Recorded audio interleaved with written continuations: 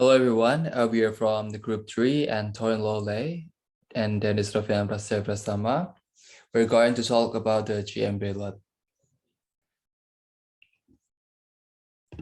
By mid-December 2008, GM, as the world's second largest auto manufacturer, was losing about $2 billion a month. Rick Wagoner, as the CEO since 2000, knew that GM did not have enough money to survive much longer.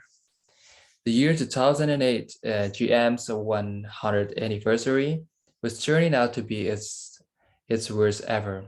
Wagoners already knew GM would end the year with losses about $31 billion. But unfortunately, GM did not anticipate the credit crunch, and by 2006, it had sold off a controlling interest in GMAC, the previously wholly owned finance company that had provided cheap loans to its car buyers. After GM sold about 51% of GMAC to Cerebras for $7.4 billion, Cerebras refused to let GMAC continue providing the same easy credit to GM's customers, which turned out to be a significant blow to GM's sales. And the government bailouts were not popular at the time. In September 2008, the George W. Bush administration asked the United States Congress to pass legislation creating a $700 billion fund called the Troubled Asset Relief Program, or TARP. A reluctant United States Congress approved the TARP bill, which authorized the United States Treasury Department to use the funds to purchase troubled assets from any financial institution. In spite of the looming financial crisis, many had opposed the plan to bail out the banks.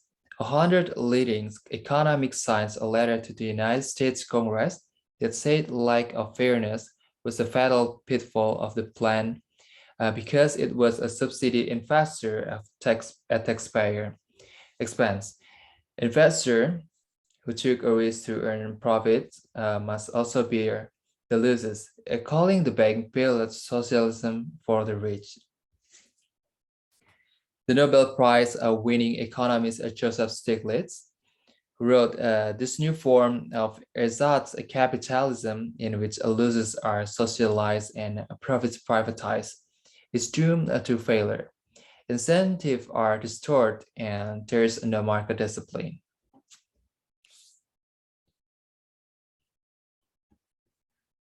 Turned down by the administration, a desperate Wagoner turned to the United States Congress, and on November 18 and 19, he and the CEOs of Chrysler and Ford, the two other United States auto companies, were also going through difficult times. They came before congressional committees and asked for legislation authorizing government funds to aid the auto industry. And on December 19, 2008, President Bush announced that the United States Treasury would provide GM with $13.4 billion loan from the TARP fund, while Chrysler will get about a $4 billion loan. In announcing the assistance to the auto companies, the Bush administration said the direct cost of American automakers failing and lying of their workers would result in a more than 1% reduction in real GDP growth and about 1.1 billion workers losing their jobs to get the money. And by February 17, 2009, newly elected President Barack Obama had taken office. So his administration would end up finishing the auto bailout that the previous administration had set into motion. As part of a viability plan that he had agreed to submit by February 17, Wegener was to renegotiate GM's union contracts to make its labor cost competitive with foreign car makers in the United States, reduce the number and models of cars it made, throwing its unsecured debt of about $27.5 billion down to $9.2 billion by getting creditors to cancel part of their debt in exchange for GM stock and invest in fuel-efficient hybrid and electric vehicles. On March 30, 2009, the Obama administration told the company that its plan was not acceptable and did not warrant the substantial additional investment request. Nevertheless, GM was given 60 days until June 1 to try to extract deeper concessions from its creditors, and it was also given another loan of $6.36 billion to carry it through the next 2 months. And on March 31st, the United States Treasury informed the company board of directors that if it files for bankruptcy, the government will provide the funding it will need to emerge as a viable company. And on June 1st, 2009, GM entered bankruptcy. The United States Treasury created a new company named General Motors Company, and the now bankrupt old GM sold its most profitable brand and most efficient manufacturing facilities to the new General Motors Company, who used $30 billion of the government's money to buy them. And okay, moving to the next part is the questions. We have 4 questions in this case, and we will start from the first question first. The first question is, how would Locke, Smith, and Mark evaluate the various events in this case? Okay, from the Locke perspective first, Locke believes in the idea that human beings have a natural right to liberty and natural right to private property. He said that if there were no government, human beings would find themselves in states of nature, meaning that each individual would be politically equal and would be perfectly free of any constraints other than the law of nature. He thought that the government should only have a limited reliance. And Smith is the originator of utilitarian argument. He thought that GM was best to stay a free market with the government assistance. He will think that the failure was not due to this theory, but due to poor management and vision.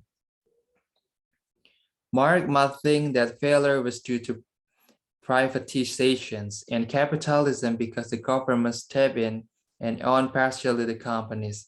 There, it is best that privatizations is limited instead of owned by public.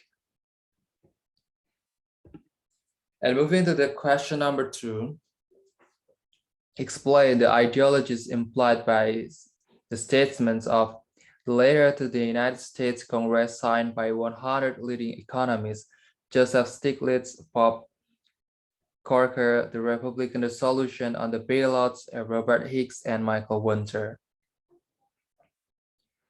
United States Treasury created the new General Motors Company, whose share owned by the government for 61%. Thus, the government held a major control over the company. The purpose might be changed from making the better welfare for the people in the country to maximizing profit. It can be concluded that the ideology they implied was socialism.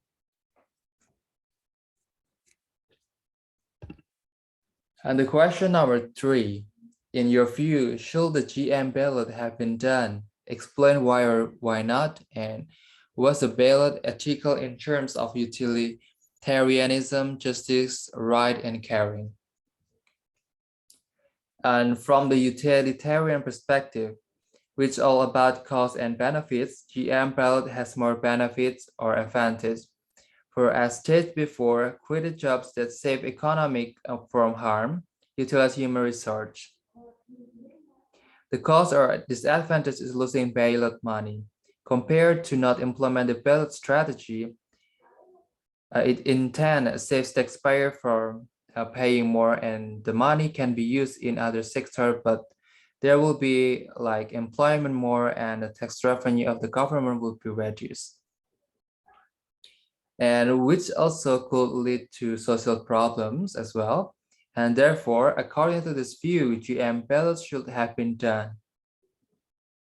And from justice perspective, it is actually not ethical to ballot GM because the other company also need to get ballots, since justice means all of them deserve to be treated in the same way, which is difficult to implement. It's impossible to ballot the other companies in the same industry because they have different problem as GM, thus it cannot be generalized. And therefore, according to this view, GM ballots should not have been done. And from the right perspective, the company has the right to ask for financial help from other parties that have potential to help they overcome the problem. This ballot is ethical, in my opinion.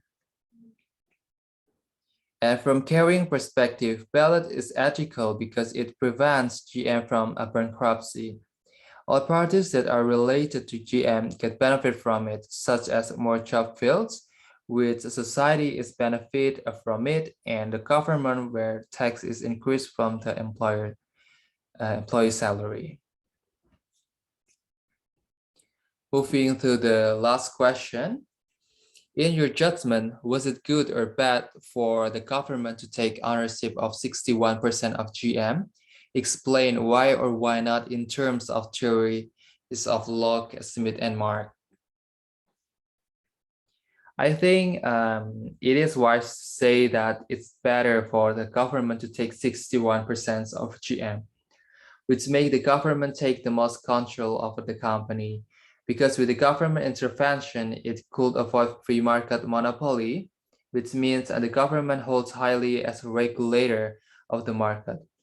The government is also help the company financially, and since it was the government, the finance could be more stable rather than being held by a certain company or public. Yeah, that's our presentation. Well, thank you.